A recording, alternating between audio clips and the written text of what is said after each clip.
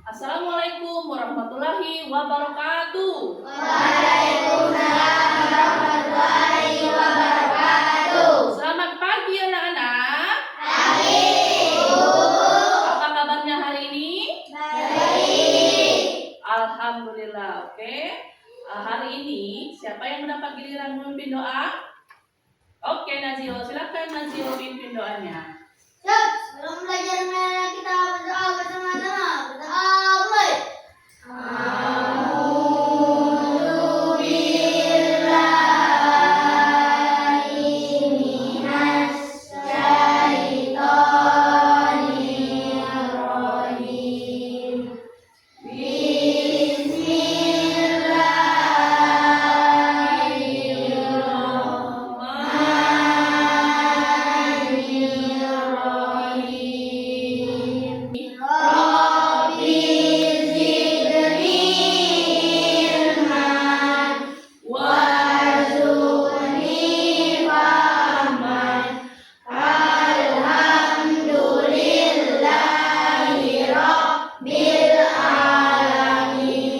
Oke, terima kasih. Hari ini ada nggak yang tidak masuk? Masuk semua. Sebelum memulai pembelajaran hari ini, seperti biasa, ya, kita akan menyanyikan satu lagu, ya, nasional. Ya, hari ini lagunya Ibu pilih lagu dari Sabang sampai Merauke. Ya, tahu lagu ini? Tahu. Tahu. Siap menyanyi? Siap. Oke, jadi lagu dari Sabang sampai Merauke ini biramanya 4/4 ciptaan R. Surabjo. Ciptaan siapa? R. Surabjo. Oke, siap? Siap. Are you ready? Ready. Oke, 1, 2, 3. Dari Sabang sampai Merauke, berjajar pulau-pulau, sambung menyambung menjadi satu, itulah Indonesia. Indonesia tanah airku, aku berjanji padamu, menjunjung tanah airku Indonesia. Oke, terima kasih. Tepuk 1. Tepuk 2.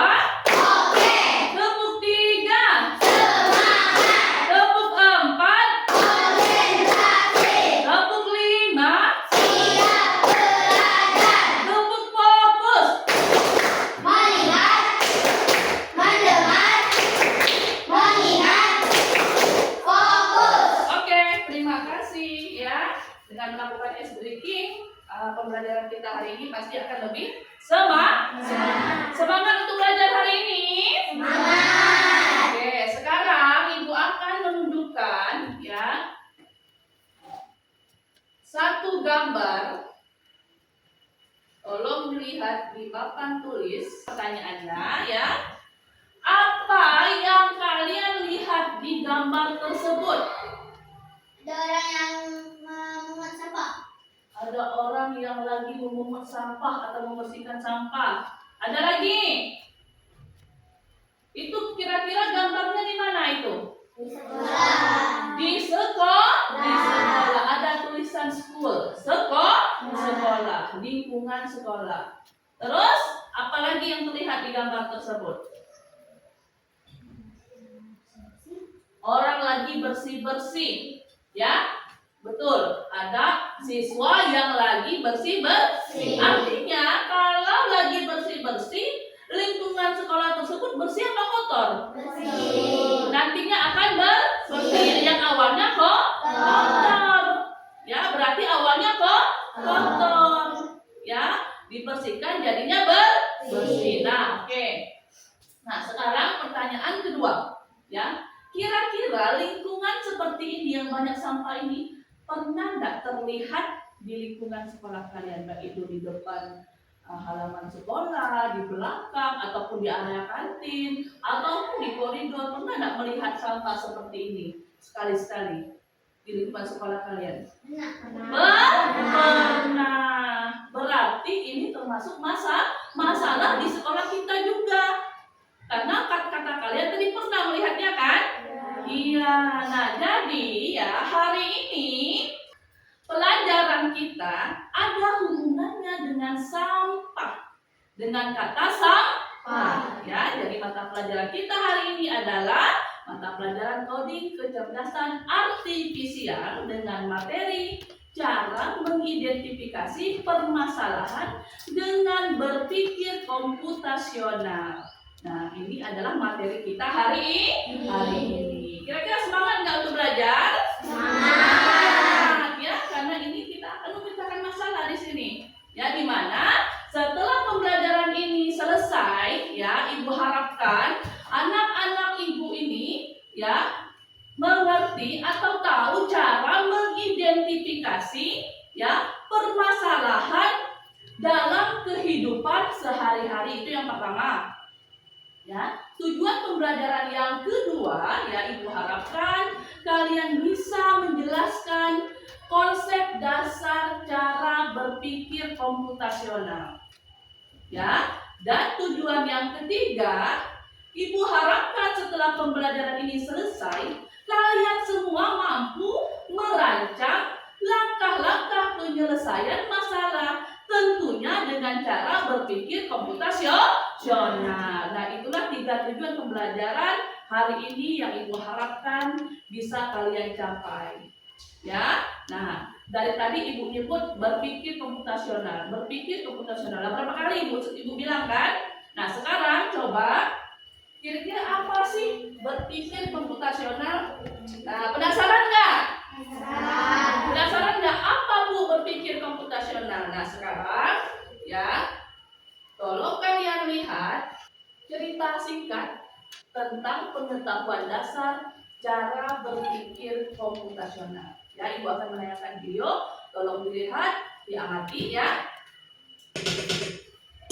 Pengenalan computational thinking. Hai teman kece, coba tebak apa artinya computational thinking atau berpikir komputasional?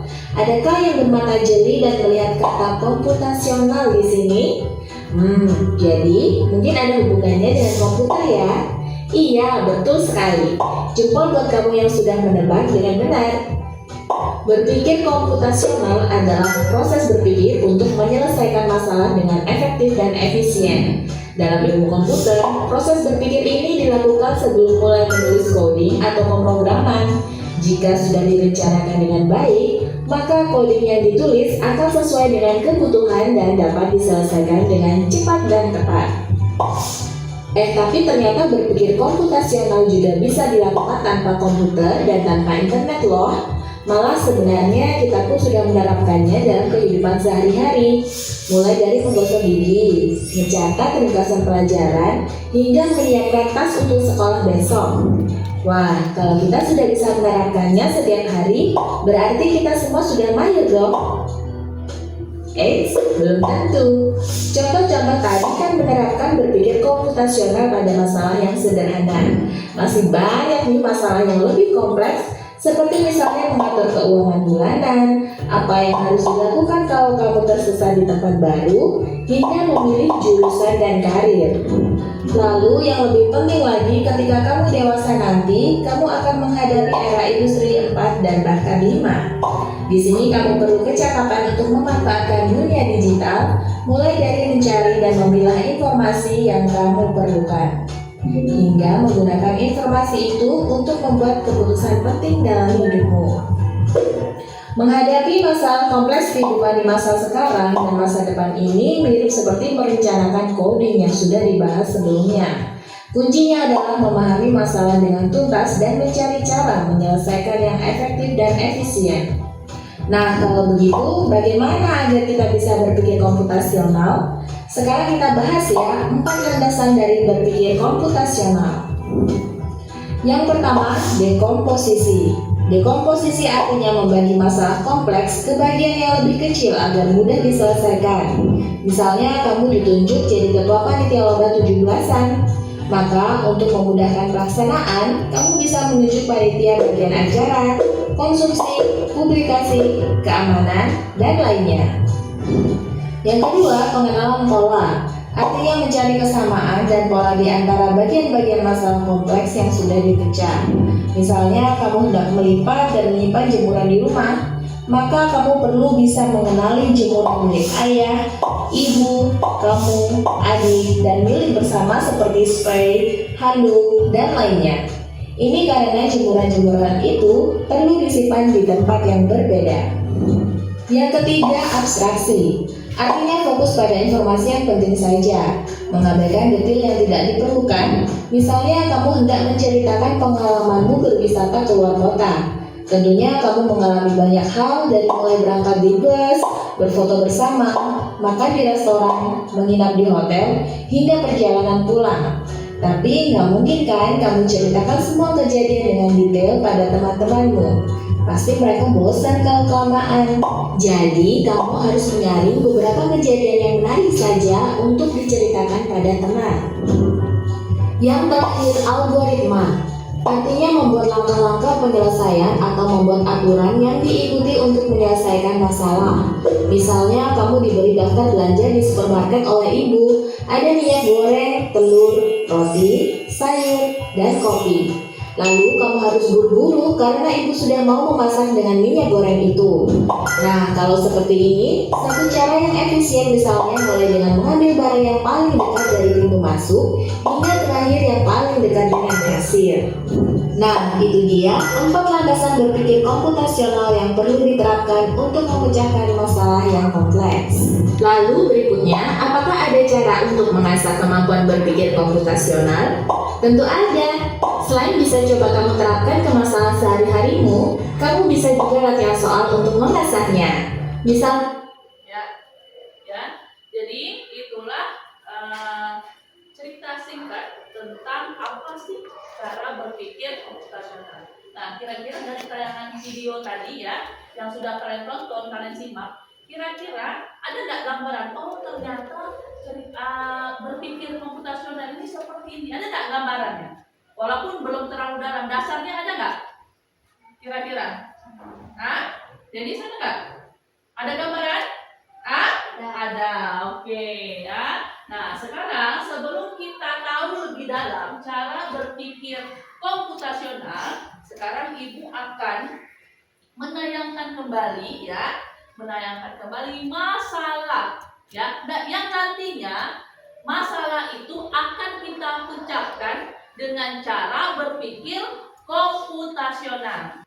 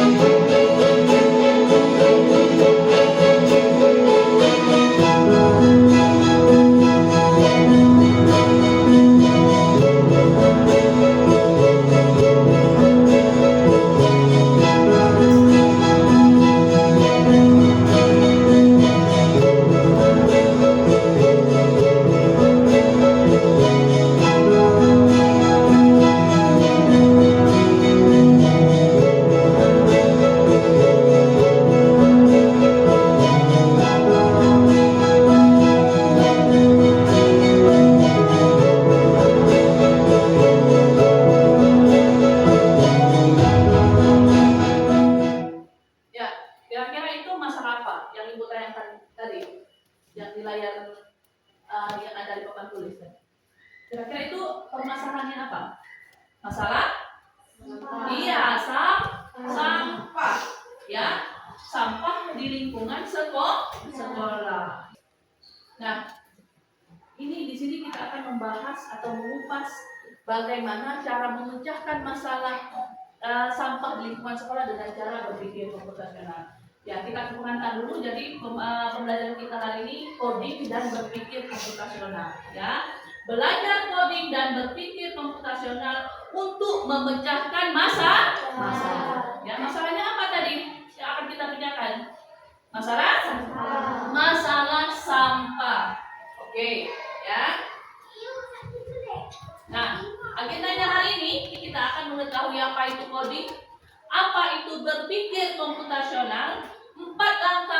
penting berpikir komputasional, memecahkan masalah sampah yang ada di sekolah, dan kita semua bisa jadi pemecah masalah. Ya, kira-kira yang poin nomor 3 tadi sudah ada nggak di video? 4 langkah penting berpikir komputasional. Sudah ada kan? Ditayangkan kan? Nah, inilah kita akan bahas satu persatu 4 tahapan ini ya. Oke. Nah, sekarang coding dan berpikir komputasional. Ya, hari ini kita akan belajar tentang coding dan berpikir komputasional. Ini adalah cara keren. Ya, cara keren untuk memecahkan masalah, bahkan masalah sampah di lingkungan sekolah kita. Ya, cara berpikir untuk memecahkan masalah secara sistematis dan logis. Sistematis itu berurutan. Ya, logis itu masuk akal. Ya, nah itulah poin penting kalau kita ingin memecahkan masalah dengan berpikir komputasional. Ya, terus mengapa berpikir komputasional ini penting?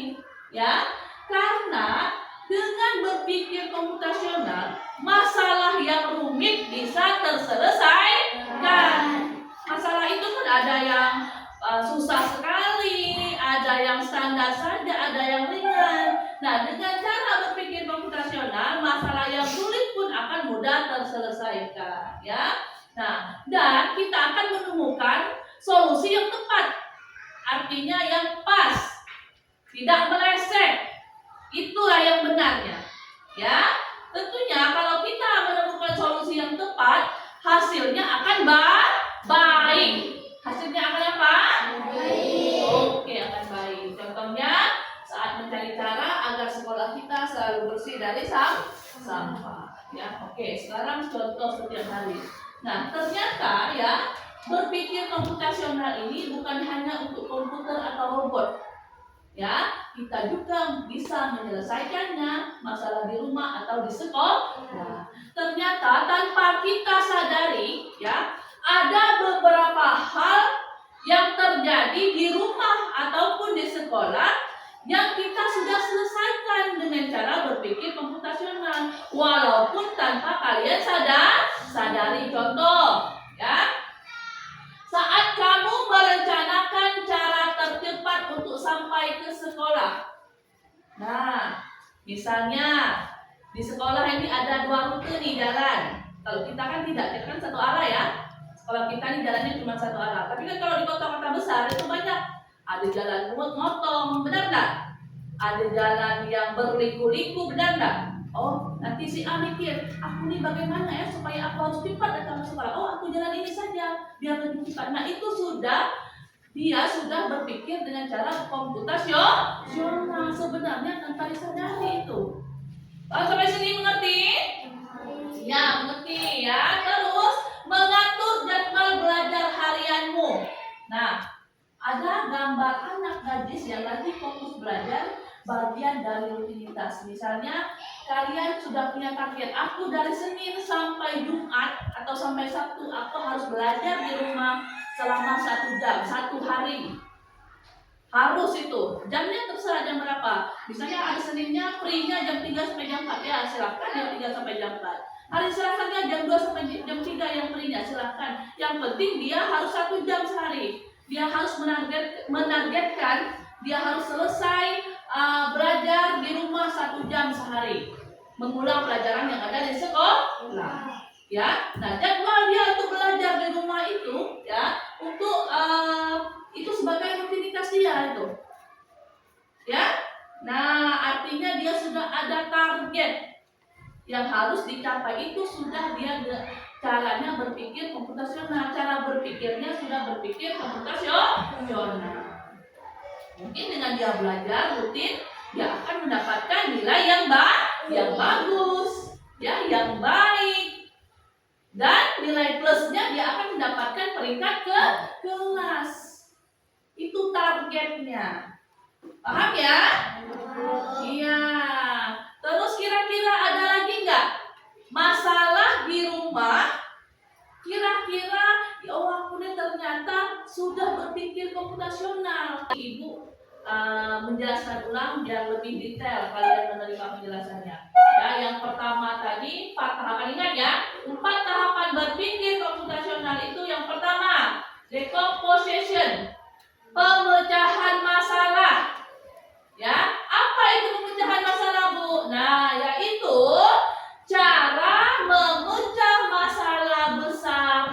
menjadi bagian-bagian kecil. Ya, nah ini membuat masalah yang sulit ya terlihat lebih mudah untuk kita pahami. Ya, nah ini namanya masuk ke tahap 1, decomposition ataupun pemecahan masalah. Oke, paham sampai sini? Ada pertanyaan? Ya, jadi masalah yang rumit tadi dipecahkan menjadi masalah-masalah kecil. Bagaimana contohnya, Bu? Oke, sekarang kita ke contohnya. Tadi contohnya sampah di lingkungan sekolah. Ya, sekarang yang keempat, yang terakhir. Ya, algoritma atau langkah penyelesaian. Nah, jadi disinilah kita menyusun langkah-langkah agar masalah tersebut teratasi. Ya, yang pertama, membuat jadwal piket kebersihan kelas. Ya, jadi yang piket itu ada tanggung jawab lebih. Oh, hari Senin aku nih yang piket. Ya, aku ini harus ada tanggung jawab lebih. Ya, tanggung jawab lebih untuk hari itu. Berarti kebersihan sekolah hari itu tanggung jawab aku. Walaupun semuanya harus memiliki kesadaran agar tidak membuang sampah sembarangan. Ya, tetapi yang piket, ya itu ada tanggung jawab lebih untuk hari itu yang dia piket. Yang kedua, sediakan tempat sampah di area strategis seperti kantin dan depan kelas. Nah, otomatis harusnya di setiap kelas itu harus ada kotak sampah. Harus ada kotak sampah agar tidak jauh-jauh untuk membuang sampahnya. Ya, paham ya? Nah, yang ketiga, sosialisasi pentingnya menjaga kebersihan. Nah, jadi misalnya setiap berapa bulan sekali atau sebulan sekali itu ada sosialisasi, misalnya dari tim puskesmas atau dari pihak atau dari guru juga boleh sosialisasi di kelasnya tentang pentingnya menjaga kebersihan agar siswa-siswa selalu upgrade untuk ternyata bersih ini sehat loh. Nah, gitu. Jadi selalu diingatkan. Ya, yang keempat, memberikan reward atau penghargaan untuk kelas terbersih. Ini sudah kita lakukan kemarin ya. Kita melakukan lomba kebersihan kelas. Nah, ini sebenarnya salah satu cara agar anak-anak atau penghuni kelas itu berlomba-lomba untuk melakukan kegiatan kebersihan di kelasnya masing-masing. Oke. Yang terakhir, memberikan teguran atau sanksi ringan bagi siswa yang membuang sampah sembarangan. Nah, ini udah bertahap yang misalnya siswa ini bandel terus, dibilangin ini tidak ngerti. Sudah ke tahap seperti ini. Ya, paham ya? Nah, kesimpulannya ya, dengan cara berpikir komputasional, masalah sampah yang berserakan di sekolah dapat diurai, dikenali polanya, diambil intinya, lalu disusun langkah penyelesaian yang efektif. Nah, jadi kesimpulannya tadi coba kita ulang. Ada 4 tahapan berpikir komputasional. Yang pertama apa? Kalau susah ngomong bahasa Inggris, bahasa Indonesia saja. Apa? 1? Memecah. Oke. Yang kedua? Mencari pola. Iya, mengenali pola, mencari pola. Yang ketiga? Mengambil inti masalah. Iya, mengambil inti masalah. Yang keempat? Langkah penyelesaian. Oke, tepuk tangan untuk kita semua. Kalian paham, ya. Nah, sekarang kalian akan ibu beri tugas per kelompok, ya. Berhubung kita jumlahnya ganjil 13 orang, berarti jumlahnya 5 ya. Pas 13. Jadi ada satu kelompok yang jumlahnya 5 orang. Ya, 2 kelompoknya jumlahnya 4 orang. Nah, hari ini ibu seperti biasa akan memilih kelompoknya, bukan ketua kelompoknya, tetapi yang memilih teman-temannya. Ya, bisa ini anggota siapa ya. Yang pertama, ibu pilih untuk mencari temannya Sipa. Yang kedua, Nazio. Yang ketiga, Nadia. Silakan pilih temannya masing-masing. Ibu beri waktu 2 menit. Yuk, cepat. Ada. Kirim Fadli, Raki, Denis. Ya, oke. Sekarang kalau sudah bisa? Ya. Sudah. Oke, sekarang atur posisi duduknya sesuai dengan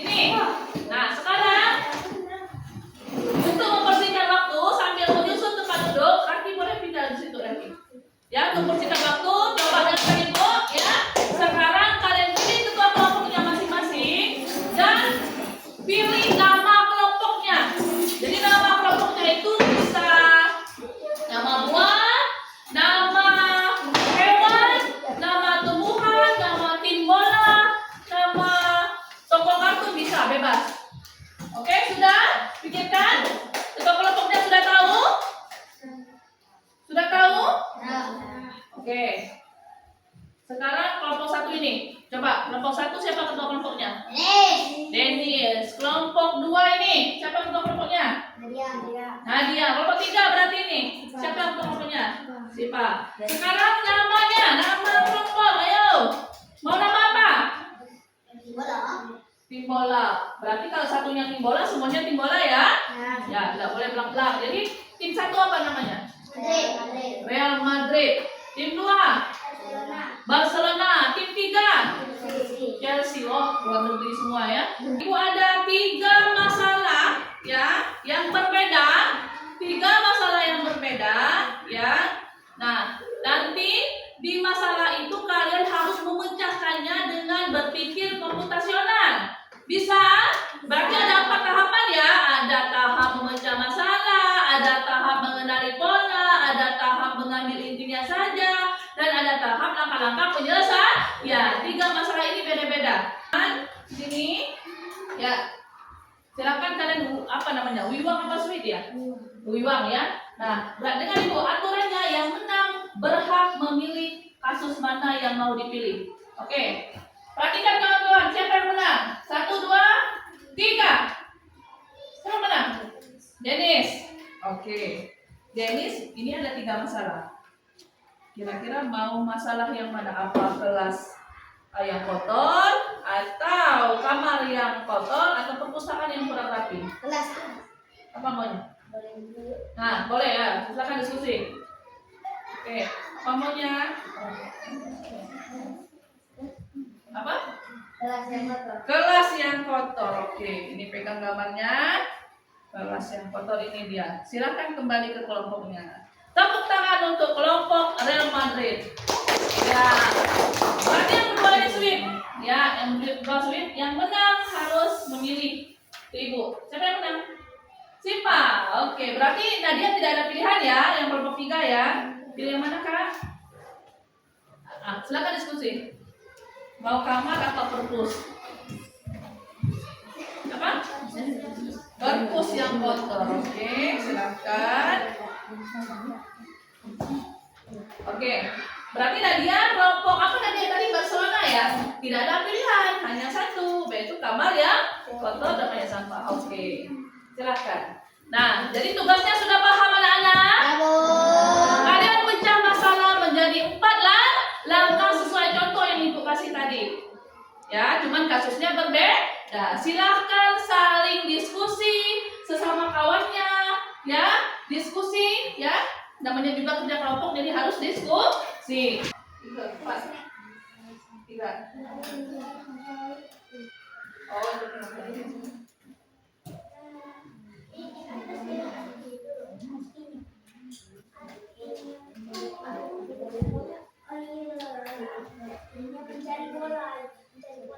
ya, mencari pola atau mengenali pola. Siapa yang duluan? Oke, silakan.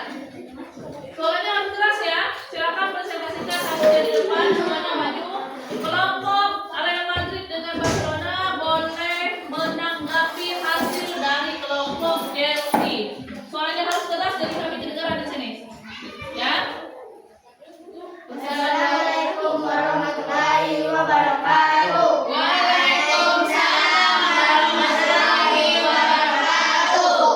Kami ingin mempresentasikan hasil kerja sama kami Dari kelompok? dari kelompok Chelsea. Oke, silakan. Kasusnya siapa yang aja? Perpustakaan yang kotor dan kurang rapi. Perpustakaan yang kotor dan kurang rapi. Maka dosa dipecah menjadi bagian kecil. Lantai perpustakaan kotor belum jago. Rak buku berantakan. Buku tidak sesuai kategori. Meja dan kursi tidak tertata. Tong sampah penuh dan tidak dibersihkan. Terus itu tahap yang mana ya? Yang pertama ya? Ya. Bagian kedua, mengenali pola. Masalah kebersihan muncul berulang. Lantai dan tong sampah selalu kotor. Buku sering tidak dikembalikan sesuai kategorinya. Kursi dan meja sering berpindah setelah dipakai. Oke, itu yang kedua ya. Yang ketiga abstraction. Ambil yang intinya saja. Tiga, fokus ke bagian inti saja. Ya. Kebersihan lantai dan tong sampah. perapian rak buku sesuai kategori. Penataan meja kursi agar nyaman. Sudah? Oke. Itu abstraction ya. Terakhir, penyelesaian. Langkah-langkah penyelesaian. Sapu dan pel lantai perpustakaan setiap pagi. Kosongkan tong sampah. Jika sudah penuh, pisahkan buku berdasarkan kategori. IPA, IPS, fiksi, non-fiksi, BLL. Rapikan meja dan kursi setelah dipakai. Buat jadwal piket kebersihan perpustakaan untuk menjaga konsistensi. Sudah? Oke, silakan tutup dulu. Yuk. Assalamualaikum warahmatullahi wabarakatuh. Waalaikumsalam warahmatullahi wabarakatuh. Oke, sekarang silakan. Belum. Adakah tanggapan dari kelompok Barcelona atau Real Madrid? Boleh menanggapi?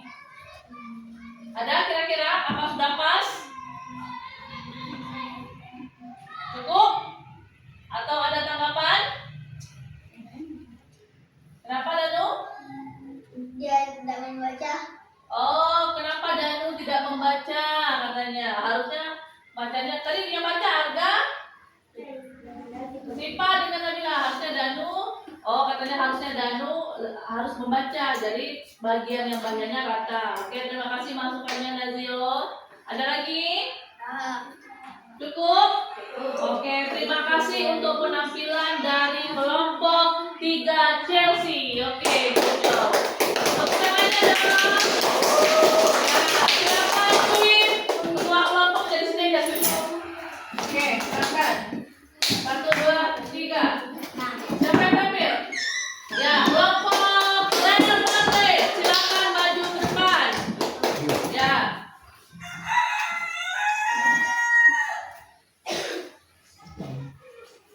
Jangan lupa perkenalan diri dulu ya.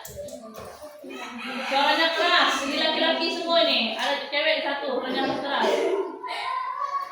Assalamualaikum warahmatullahi wabarakatuh. Waalaikumsalam warahmatullahi wabarakatuh.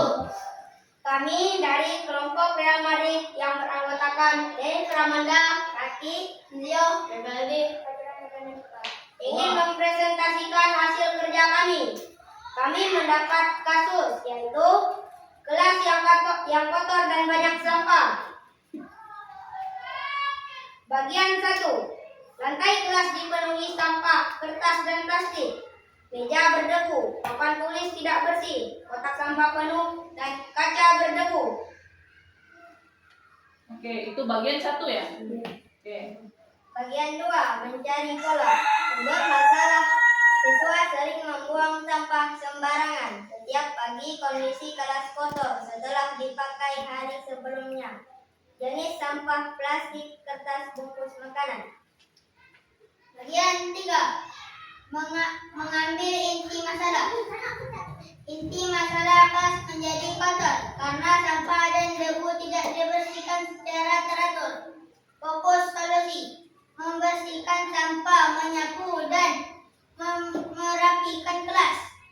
Contoh yang tidak termasuk abstraksi. Warna sampah merah, biru, hijau. Bentuk meja persegi atau bulat. Oke, lanjut. Bagian 4. Langkah-langkah solusi. 1. Ambil semua sampah dan buang ke luar kelas. 2. Kosongkan tempat sampah ke luar kelas. 3. Sapu lantai hingga bersih. 4. Bersihkan debu di meja atau kursi. 5. Lap papan tulis dengan kain basah. 6. Pastikan kelas rapi sebelum ditinggalkan. Oke, sudah? Dan silakan tutup dulu. Sekian dari kami. Wassalamualaikum warahmatullahi wabarakatuh. Waalaikumsalam warahmatullahi wabarakatuh. Nah, sekarang untuk kelompok Barcelona dengan Chelsea, ada tanggapan dari penampilan kelompok Real Madrid? Ada tanggapan? Apa sih Pak? Bagus. Kelompok Barcelona tanggapannya? Untuk kelompok Real Madrid? Apa tanggapannya? Bagus. Oke, kata dua kelompok ini penampilan kalian bagus. Oke, tepuk tangan untuk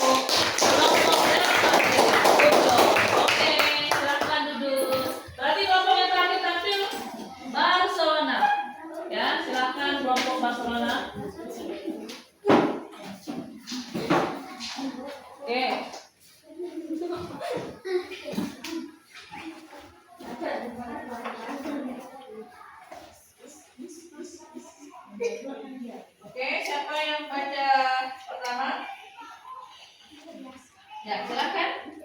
Assalamualaikum warahmatullahi wabarakatuh. Waalaikumsalam warahmatullahi wabarakatuh. Kami ingin menyampaikan presentasi dari kelompok kami, dari kelompok Barcelona. Bagian 1, pecah masalah jadi bagian kecil. Lantai penuh sampah, kertas plastik. Tempat tidur berantakan. Meja belajar penuh debu dan barang berserakan. Lemari pakaian tidak rapi. Tempat sampah penuh. Oke, lanjut.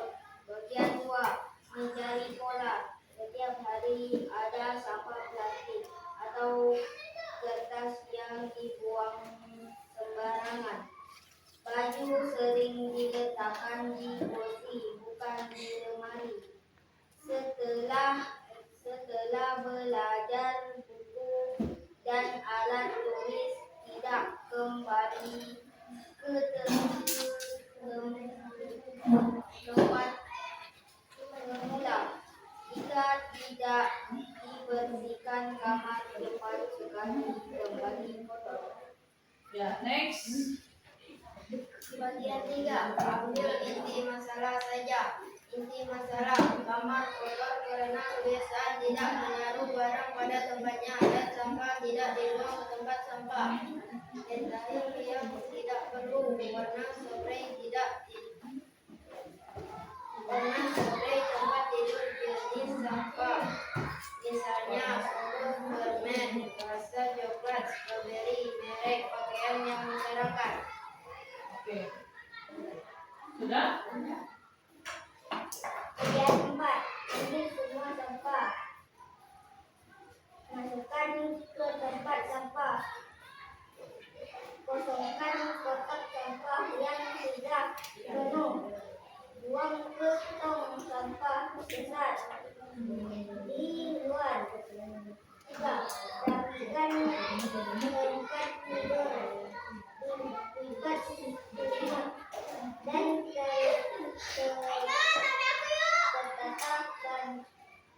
tertata bantal.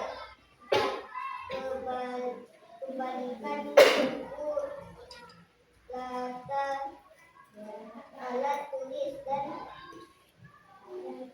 barang lain ke tempatnya. 5, susun kembali pakaian ke dalam lemari. 6, lap meja belajar dan sapu lantai. 7, pasangkan setelah memakai barang langsung mengembalikan ke tempatnya. Oke, silakan tutup Berdian. Sekian dari presentasi kelompok kami. Wassalamualaikum warahmatullahi wabarakatuh. Waalaikumsalam warahmatullahi wabarakatuh. Ya, keseluruhan jawaban kalian sudah benar, sudah tepat. Ya, oke. Oke. Ya, sekarang ya dengarkan Ibu ya, solusi yang logis dan mudah. Diulangi ya, solusi yang logis dan mudah untuk berpikir komputasional. Yang pertama memecah, yang kedua bakal nggak dapat keras suaranya apa? Iya, terus yang ketiga, yang keempat, iya itulah 4 langkah berpikir komputasional. Dengan kalian berpikir komputasional, masalah yang rumit bisa segera dipecahkan dengan langkah yang tepat, teratur dan mendapatkan hasil yang baik. Oke, jadi sekarang kesimpulan dari pembelajaran kita hari ini, ya apa kira-kira kesimpulannya? Kesimpulannya yaitu sebenarnya masalah itu ada di sekitar kita, tetapi masalah tersebut bisa kita pecah dengan cara sistematis, teratur, ya. Terus kalau kita harus dengan urutan yang logis atau yang masuk akal agar hasilnya akan sempurna atau hasilnya akan baik, tidak melenceng. Paham? Oke, sekarang Ibu ada tugas individu kembali ke komplek ya. Dijawab. Ya.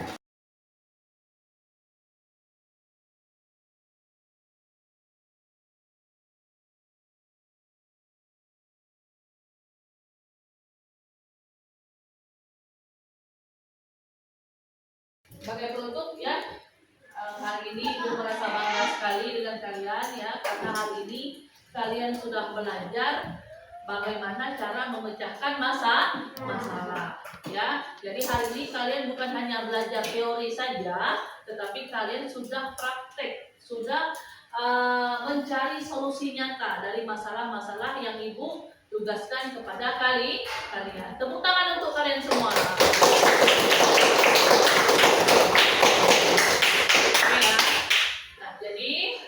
Dengan kalian bisa berpikir cerdas untuk memecahkan masalah itu, secara tidak langsung Ibu sudah mempersiapkan diri kalian sebagai generasi penerus yang cerdas, kreatif, dan siap menghadapi tantangan di masa depan.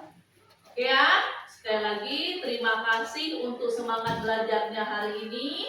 Ya, semoga ilmu hari ini bisa bermanfaat bagi kalian semua. Amin ya robbal alamin. Ya, akhir kata Ibu tutup dengan wabillahi taufiq wal hidayah. Wassalamualaikum warahmatullahi wabarakatuh. Waalaikumsalam.